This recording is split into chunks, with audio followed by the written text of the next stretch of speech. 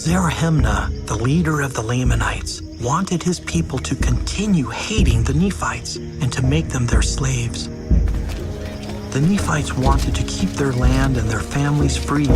They also wanted to be free to worship God. Captain Moroni was the leader of the Nephite armies.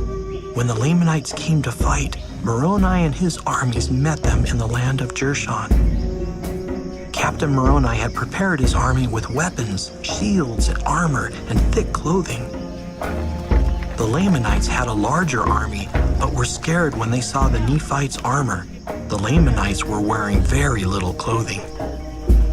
The Lamanite army did not dare fight Captain Moroni's army. The Lamanites ran into the wilderness and decided to attack a different Nephite city. Moroni sent spies to watch the Lamanites. He also asked Alma to pray to the Lord for help. The Lord told Alma where the Lamanites would attack. When Moroni received Alma's message, he left some soldiers to guard Jershon and marched the rest of them to meet the Lamanites. Captain Moroni's soldiers hid on both sides of the river Sidon, waiting to trap the Lamanite army. A battle began, and the Lamanites tried to escape by crossing the river, but more Nephites were waiting for them on the other side. Fighting harder than they ever had before, Zerahemnah and his army killed many Nephites. The Nephites cried to the Lord for help. The Lord strengthened the Nephite army. The army surrounded the Lamanites, and Moroni ordered the fighting to stop. Moroni told Zerahemnah that the Nephites did not want to kill the Lamanites or make them their slaves. Moroni said the Lamanites could not destroy the Nephites' faith in Jesus Christ. He said God would continue to help the Nephites fight as long as they were faithful.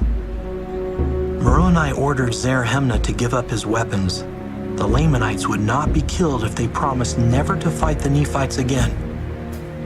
Zerahemnah gave Moroni his weapons, but would not promise not to fight.